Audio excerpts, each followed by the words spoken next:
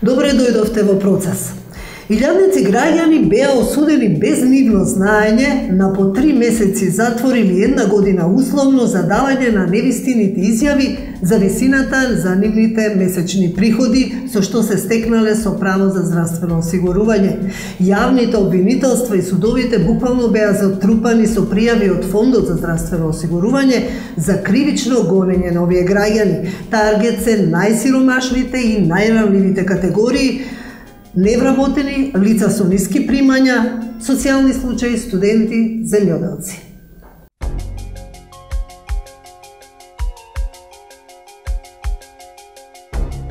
Половина од граѓаните кои поднеле изјава во Фондот за здравствено осигурување за остварени приходи во периодот од 2011 до 2014 година се соочија со кривични пријави за давање лажни изјави, бидејќи податоците на УЈП покажале дека имаат поголем приход од прикажаниот. Фондот поднел кривични пријави за 6760 луѓе од 20 општини во државата, а се очекува овој број да се зголемува. Граѓаните се осудени без да бидат повикани, без да знаат за тоа, на по 3 месеци казна затвор, односно 1 година условна казна. 36 годишна жена од Битола добила пресуда за лажно дадена изјава, бидејќи била член на семејството за кое осигурувањето е на име на сопругот. Тој поднел изјава само за неговите приходи, мислејќи дека така треба, а никој не го информирал како треба да напише. Во меѓувреме, жената добила пресуда со казна затвор во трајање од 3 месеци, односно условно од 1 година и известување дека треба да плати 14.000 денари надоместна штета на Фондот за здравствено осигурување. 56 годишен маж од Прилеп добил покана од Фондот да плати надоместок на штета од 16.000 денари за користење на здравствени услуги во 2011 година, во која тој имал приходи од субвенции за тутун. Тој е корисник на социјална помош од 1200 денари. Кога отишол во фондот, му било речено дека мора да плати штета. Во спротивно, ќе биде даден на извршител и дополнително ќе добие пресуда. Граѓаните се збунети и шокирани. Дел од нив велат дека во подрачните служби на фондот им биле давани готови образци на кои тие само ги заокружувале понудените опции, без детални информации и свесност за последиците од истото. Пресудите се носат по скратена постапка, без главна расправа и знаење на обвинетите, така што бројот на правосилните пресуди постојано расте. Доколку граѓаните не поднесат приговор во рок од 8 дена од добивање на пресудата, таа станува правосилна, а тие се сторители на кривично дело, што им оневозможува да остварат други права, како што е правото на вработување и правото да ја напушта државата. Освен невладините организации кои апелираат дека нешто не е во ред со системот, засега нема реакција од институциите кои се надлежни за решавање на проблемот.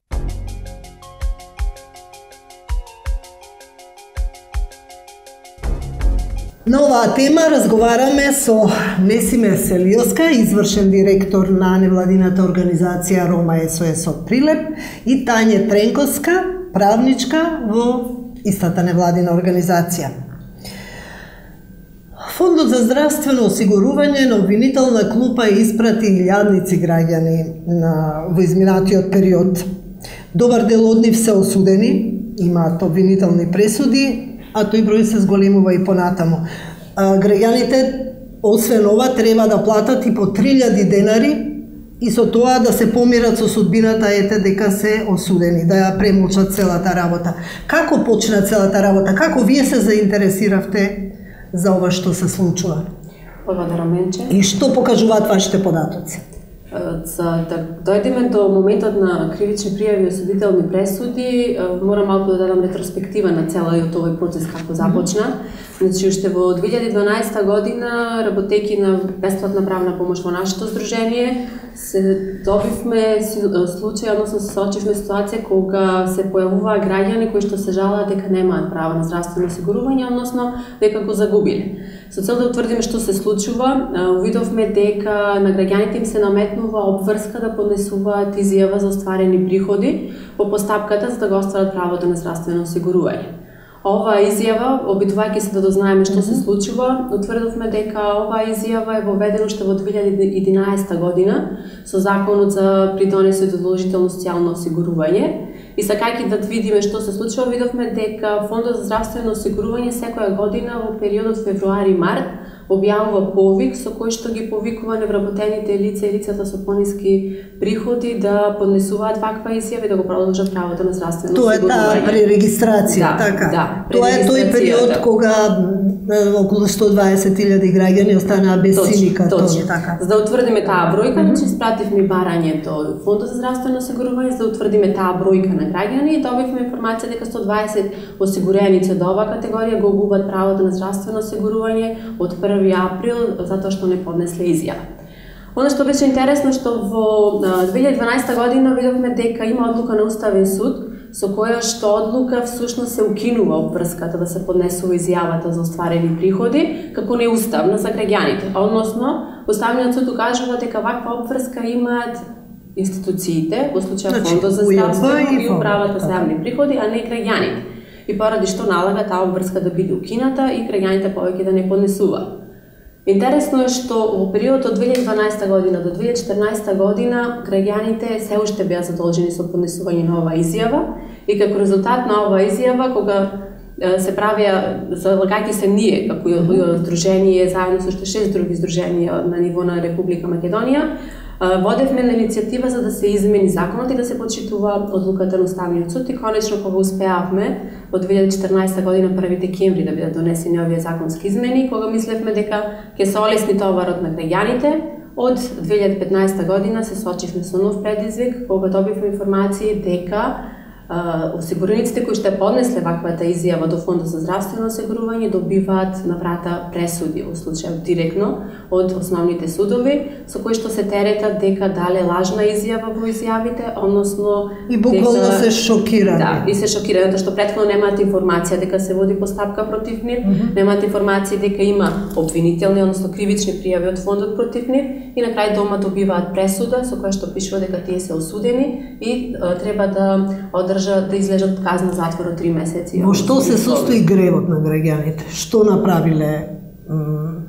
Подпишале лажен образец? Какви податоци дале?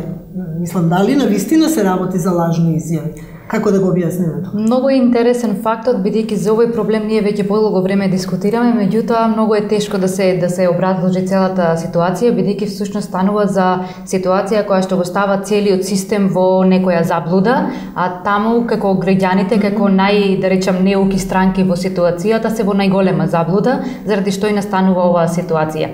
Меѓутоа најпрактично за да образложиме ситуацијата ќе објаснам дека за да се оствари правото на здравствено осигурување, до Фондот здравствено осигурување има еден цел пакет на документација која што треба лицето да го достави за да го оствари правото на здравствено осигурување.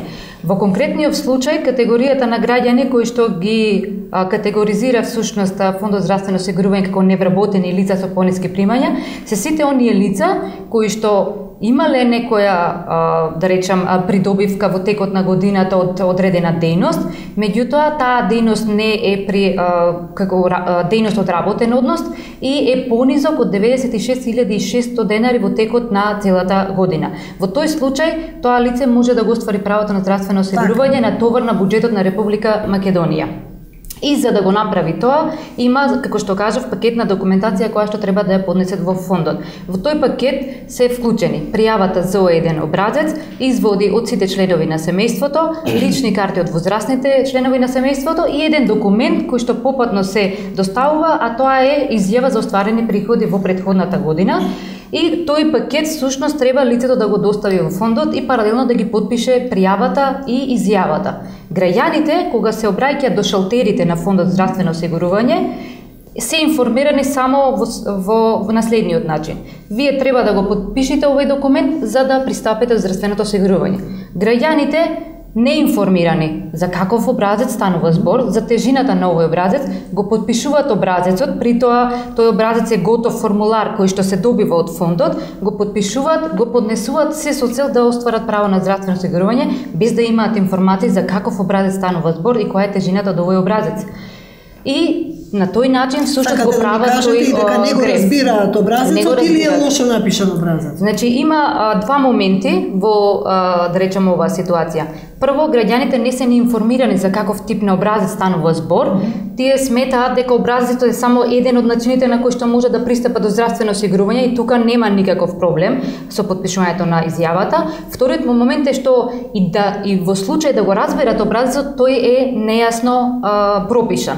Нејасно пропишан е бидејќи од две причини. Првата причина е тоа што во изјавата не е јасно, значи дали станува збор за приходи на лицето кое што го потпишува и дали се тоа приходи само на негова сметка или се тоа приходи кои што се сумарно добиени за членовите на сите на целото семејство практично. Тоа е првиот момент. Вториот момент кој што е многу нејасен е тоа што во самиот образец има две точки за окружување. Првата точка е дека лицето не остварил поголем приход 96.600 во претходната година и втората точка е дека не остварил повисок приход 16.600 во последните 2 месеци. Тие се двата услови кои што треба да ги исполни лицето за да го оствари правото. Меѓутоа по дефолт работниците на всушност шалтерските административци на сите граѓани им го кажуваат истото. Заокружете ја точката под број 1, а тоа е не повисоки приходи од 96.600, тие по автоматизам заокружувајќи го всушност тој дел и стануваат потоа да речам обвинети за лажно дадена изјава.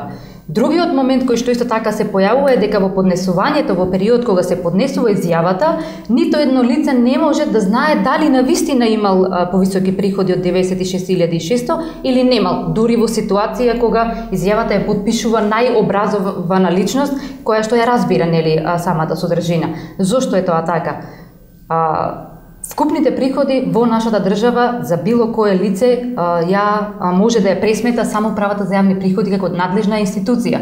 Не може од граѓаните да се очекува да биде сметководител практично и да ги пресмета своите приходи и на тој начин да потврди. Дали ова изјава се коси со измените во законот што ги донесе владата, значи дека податоците фондот за здравство дека треба да ги добија од Точно така, да. Нашата иницијатива која што 2 години всушност ја водевме беше наменета за отстранување на оваа изјава од како обврска на граѓаните, бидејќи истата се косеше со одлуката на Уставен суд која што беше претходно донесена. Самата изјава во декември 2014 година е отстранета во законот како обврска на граѓаните и сега е обврска од 2015 понатаму на Управата за јавни приходи и Фондот за здравствено осигурување, кои што во службена должност имаат задача да ги разменат информациите, податоците за граѓаните и на тој начин да пристапат до здравствено осигурување. Сакате да ми кажете дека станува збор за период од пред донесување на законот. Тоа се луѓе кои што поднеле пријави пред донесување на законот. Станува збор за луѓе кои што поднеле изјава во 2011, 2012, 2013 и 2014 година, значи осигуреници, граѓани кои што редом во 4 години го остварувале правото на здравствено осигурување преку оваа изјава, а додека оваа изјава нема да се применува од оваа година. Да. За колкава бројка? Дали тој број се зголемува?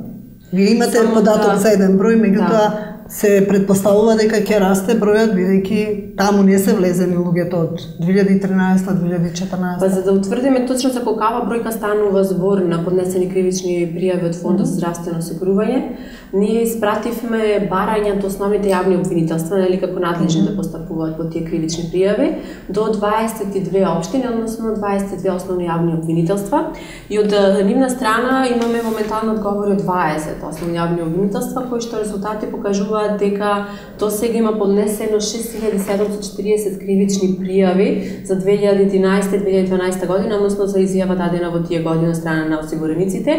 И според тие податоци најмногу имаме пријави поднесено во основното јавно обвинителство во Прилеп, каде што бројката 1839 кривични пријави, потоа е Струмица со 1270 кривични пријави и Битола со 1181 кривична пријава. Меѓутоа, очекуваме дека во 2015 година оваа бројка ќе се зголемува од причина што кажав дека е само за 2 години, односно периодот од 2011-2012, не се опфатени граѓаните кои што го остварувале правото за 2013 година, односно тој период е поднесувана изјавата. Како тоа таргет да е секогаш најсиромашната категорија на граѓани, најранливата? Да, и ние тоа се прашуваме во текот на нашата работа, имајќи во предвид дека работиме со ромската популација како примарна таргет група, ние секогаш ги добиваме први информациите во однос на овие проблеми и со тоа само се докажува дека всушност најсиромашните граѓани, тие кои што се на маргините, всушност се први секогаш на удар со политиките кои што во моментов се одвиваат во нашата држава. Поради тие причини всушност ние во текот на овие денови подготвивме и едно писмо со барање до владата на Република Македонија, до јавно обвинителство, до Народен правобранител и до Фондот здравствено осигурување, во кое што всушност ги елаборираме сите наши согледувања во однос на проблемот и бараме од институциите, значи во државата да превземат дополнителни решенија со кои што всушност ќе се стопира ваквиот начин на третирање на најсиромашните граѓани, бидејќи со сите овие постапки не се добива ништо во интерес на државата, туку повеќе се предлабочува ранливоста на најсиромашните граѓани. Какви се реакциите? Тие доаѓаат кај вас во невладината организација? Што велат луѓето? Граѓаните пред се збунети. Голем дел од нив, еве што ги контактиравме, се плашат да зборуваат јавно. Да. Така да вие можете изворно да ни пренесете како се однесуваат, што велат. Пред се граѓаните се збунети, бидејќи станува збор за дело за кое што се теретат, за кое што има изминато 2 до 3 години, нели? Прво тие се збунети воопшто не се ни сеќаваат за какво дело станува збор и ние имаме потреба да им образложиме за кој момент се обвинети, на кој начин се обвинети и така натаму. Тоа е првата ситуација. Втората ситуација е тоа што вториот нивни, да речем, момент е од каде јас да платам сега? Јас немам да платам. Значи тоа се пред се корисници на социјална помош, собирачи на отпад, земјоделци кои што имаат минимални приходи, значи во текот на месецот, да не речем по 1200-1300 денари, а од овде се теретат за кривично дело каде што треба исто така и трошоците да ги плати на судските постапки. Дополнително фондот, она кое што е интересно, дека паралелно оди со барање за надомесна штета за сторените, да речем, за извршените здравствени услуги, кое што независно од кривичните пријави се води како постапка, како граѓанска постапка од страна на фондот и тоа исто без да се утврди вината или невината на самите овие граѓани.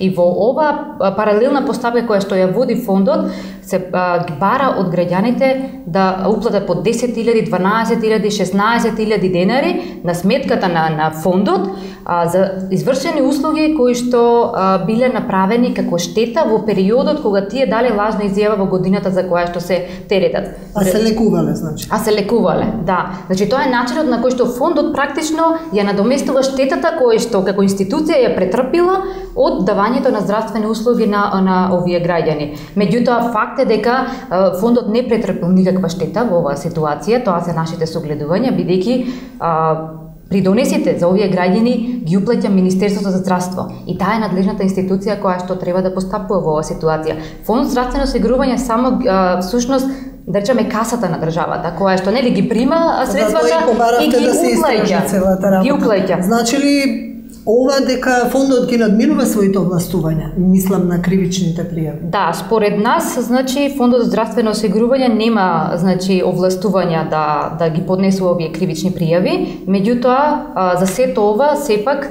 во нашето писмо кое што го упативме, значи како што рековме до владата на Република Македонија и до јавно обвинителство, до Народен правобранител, го укажуваме тоа и бараме од нив да ја испитаат целата оваа ситуација и да дадат своји согледувања, решенија, мерки за заштита на правата на најсиромашните граѓани во нашата држава. Има ли воопшто кривично дело во ваквите случаи? Тоа е прашањето, да, постојано што се прашуваме во текот на оваа иницијатива која ја започнавме, дали воопшто има кривично дело кај граѓаните за тие вака да се гонат и да се терат. Се прашуваме затоа што првично, како што кажавме, донесена е одлука на Уставен суд со која се укинува изјавата за остварени приходи. Кога Уставниот суд укинува една таква изјава, една таква одредба во законот, прашање е зошто продолжува да се применува оваа изјава во останатите години. Каде е сигурноста на граѓаните во случајов кога не се почитува една одлука на Уставен суд? Дали изјавата која што е единствениот доказ во случајов која што ја потпишуваат граѓаните и која што е основа во кривичното дело е уставна, односно дали таа треба да биде терет и да биде кривичното дело против граѓаните врз основа на таква една неуставна одредба, односно неуставен документ кој што тие го подпишуваат. Значи граѓаните во ситуацијава немаат никаква сигурност, затоа што се нарушува и правната сигурност за нив, се нарушува и владењето на правото во нашата држава, нели, како една од уставните вредности. Исто така, граѓаните со ова што се соочуваат со кривични пријави, доказ дека не е кривично дело се и одговорите на основните јавни обвинителства, кои што кажуваат дека голем дел од овие кривични пријави кои што ги добиле ги отфрла. А причините, односно продолжението зашто овие кривични пријави се отфрлаат, затоа што кривичното дело не е кривично дело за кое што јавните обвинителства треба да гонат по службена должност.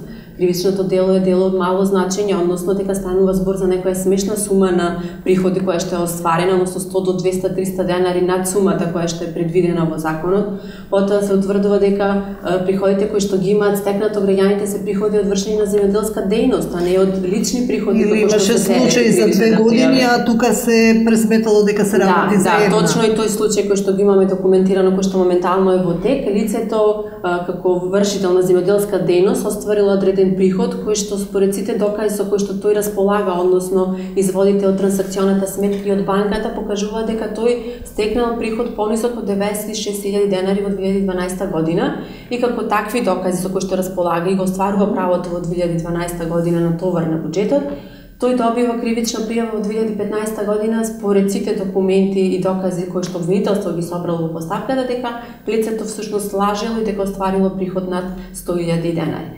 Во ситуацијава се прашува и збунет и само од самиот граѓанин е збунет како кога има докази кои што покажуваат дека на неговата сметка има по 96.000 денари, добива кривична пријава за вакви случаи.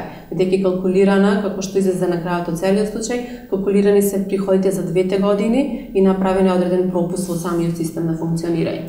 Дали ова значи дека нешто не е во ред со системот, дека државата можеби ги манипулира граѓаните?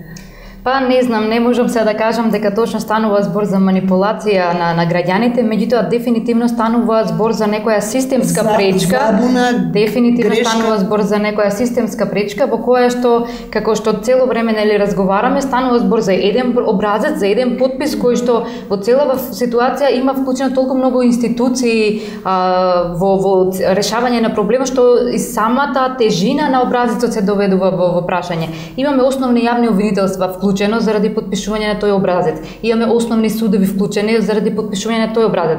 Фонд за здравствено осигурување, граѓаните, управа за јавни приходи и така натаму, народен правобранител. Значи, цела да речам како да речам, цела машинерија практично на институции се вклучени во решавање на некој проблем кој што настанал само заради подпишување на една изјава од страна на најсиромашните граѓани, што навистина е симптоматично за нас. Се прашуваме која е тежината на изјавата, до толку е нели спорна изјавата, толку е тешко ова кривично дело што треба цела машинерија во нашата држава да биде покрената за да се реши проблем околу подпишување на една изјава. Од друга страна и самите изјави не се ни заверени на нотар. Значи тоа е изјава која што секој може да ја запише, која што не мора па или крајно да сноси кривична одговорност за некој образец кој што го подпишал и за кој што не е сигурен што значи тој образец. А имаме цела машинерија имаме на институции кои што се вклучени во решавање на проблемот. Што е навистина дури смешно во реакции од за разбира неофицијални од обвинителите дека се буквално затрупани со случаи, а немаат време и можност нели за гонење на вистинскиот криминал. Вие во една година да добиете над 6.000 кривични пријави, да ги работите тие кривични пријави, да сте врзани со рок. И да имате над 2.000 граѓани кои што веќе добиле вакви пресуди од страна на судовите и да имате 2.000 криминалци во една држава. Неофицијално ние сме биле во комуникација неформална и со јавни обвинители, во кои што и тие се чудат, значи за целава ситуација и во кои што и тие не знаат како да постапат во ситуацијава. И тие кажуваат дека ние сме затрупани со предмети кои што според целава ситуација не се кривични дела, меѓутоа еве се нашло основ некој по кој што треба да се гонат и мора да ги гонат. Меѓутоа практично станува збор за дело од мало значење и дело кое што по службена должност не би требало да се гони, а имаме судски постапки во ситуацијава и затрупани јавни обвинителства и основни судови, повторно ќе речем за еден образец за кој што најсиромашните граѓани го потпишале несвесно, неинформирано и со нејасна содржина. Зар до толку е тежината значи на овој образец? Заради малата тежина на тој образец, значи илјадници луѓе стана осудени лица, всушност во нивното досие е забележано дека тие направиле кривичен престап. Од податоците кои што ги добивме, исто така укажуваат дека освен тие кои што се отфрлени кривични пријави, имаме и пријави кои што се процесуирани до основните јавни обвинителства, односно до основните судови, и таа бројка е над 2000 обвинителни предлози. Значи доколку луѓето немаат да платат, ќе се остан, добиваат пресуда. Затворите со би требало најверојатно да градиме и нови затвори, затоа што ќе имаме толку осуденици, затоа што рокот кој што треба да поднесат приговор против ваквата пресуда е 8 дена. Но тоа не е само тој рок од 8 дена, треба да се судовите прифаќаат приговори само од овластени адвокати. Адвокатската тарифа сите ја знаеме во државата колкава, сите знаеме едно застапување на суд колку оди, а во ситуацијава станува збор за категорија на граѓани кои што не може да си дозволат адвокат, не може да си дозволат да си ги платат казните и веројатно голем дел ќе кажат еве 3 месеци прифаќаат, се прифаќаат, правосилни стануваат пресудите и се имаме криминалци кои што не да Боже ако утре излезе оглас за вработување не треба да се вработи, ако му го бараат неосуден лист, тоа лице нема никогаш да биде вработено и запослено, затоа што ќе има доказ дека тој бил осуден. Или ако треба да се напушти државата, каде што исто така се бара, ќе има пречка. Значи уште повеќе се зголемува проблемот на оваа категорија, освен невработеноста, излезот од државата, криминалци, криминално досие. Вие во меѓувреме се собравте 12 невладини организации и издруженија во една граѓанска коалиција и ги повикавте осудените да побараат правна помош, се со цел еве надевајќи се дека јавното обвинителство ќе го слушне гласот на граѓаните. Што се случи во меѓувреме? Тоа беше пред еден месец. Има ли некои нови? Имајќи во предвид дека нашето здружение го следи овој проблем веќе трета година, работеше нели претходно на нова да следи редовно. Знаеме дека редовно информирате за оваа проблематика. Значи претходните 2 години практично ние во коалиција со други здруженија работевме значи на актуализирање на проблемот со цел да се воведат измените на законот и да се отстрани обврската. И значи ние сме задоволни од тоа што отстранете обврската, измените се донесени во декември 2015 година, зашто можеме и да ги пофалиме значи во тој дел институциите, бидејќи и тие се заложија, значи тоа не беше наша заложба, туку е заедничка заложба со институциите. Меѓутоа, што се случи откога вие ја одржавте таа пресконференција и ја информиравте јавноста што се случи? Ние во декември месец всушност кога видовме дека измените се донесени, решивме здруженијата сега ќе направиме една пресконференција во која што ќе излеземе ќе ја пофалиме и нели и Фондот за здравствено осигурување и собранието и така натаму сите институции за тоа дека го слушнале гласот на најсиромашните. Меѓутоа додека се спремаме ние таков прес да одржиме за во јавноста, веднаш во етерот нели одекна дека да се поднесуваат кривични пријави против истите тие осигуреници. И ние наместо да излеземе нели со пофалби за воведената мерка, на 6 март, значи минатиот месец практично, излеговме со прес каде што повторно нашите грижи ги актуализираме наместо пофалбите кои што планираме да ги направиме. Нашите грижи значи заеднички се на 12 здруженија. Здруженијата се распределени низ цела Македонија, значи во Прилеп ние делуваме, потоа имаме во Скопје 4 организации, потоа имаме во Делче, во Штип, во Битола, во Куманово, во Тетово и Гостивар и во Кичево исто така. 12 вкупно здруженија кои што во оваа коалиција ние сакаме уште еднаш да актуализираме значи проблематиката во јавноста, меѓутоа освен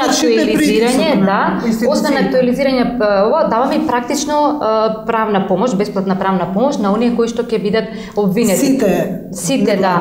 Сите невладини. Зошто тоа го правиме? Тоа го правиме од причина што по добивањето на пресудата граѓаните имаат рок само од 8 дена да поднесат нели приговор и тоа е единствениот заштитен механизам кој што тие можат да го искористат за да докажат дека не лажеле практично со изјавата.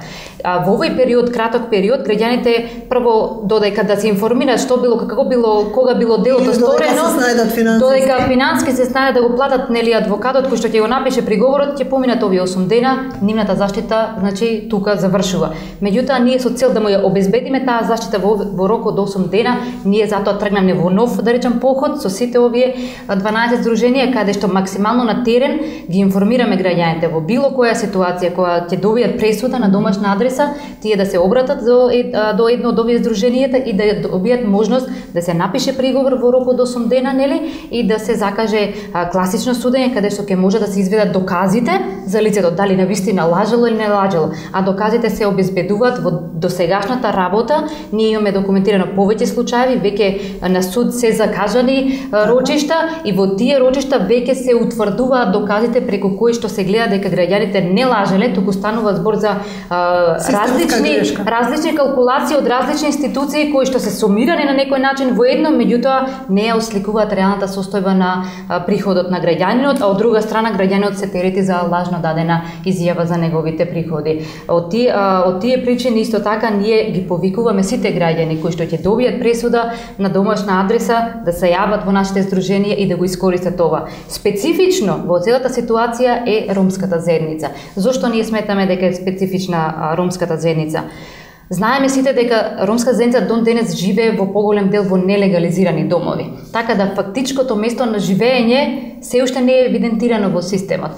Во пријавата може да се напише една адреса според лична карта во која што живее, меѓутоа реалното место на живење може да биде сосема друго. Така да ромите во најголем дел нема ни да ја добијат пресудата на домашна адреса, и на тој начин нема никогаш да дознаат дека биле осудени, нема никогаш да имаат можност да ги искористат овие 8 дена на заштитен механизам за да преговараат против пресудата. Се додека не дојде моментот да треба да се реализира пресудата. Да, точно. Јас ви благодарам на разговорот. Ви благодарам на вас.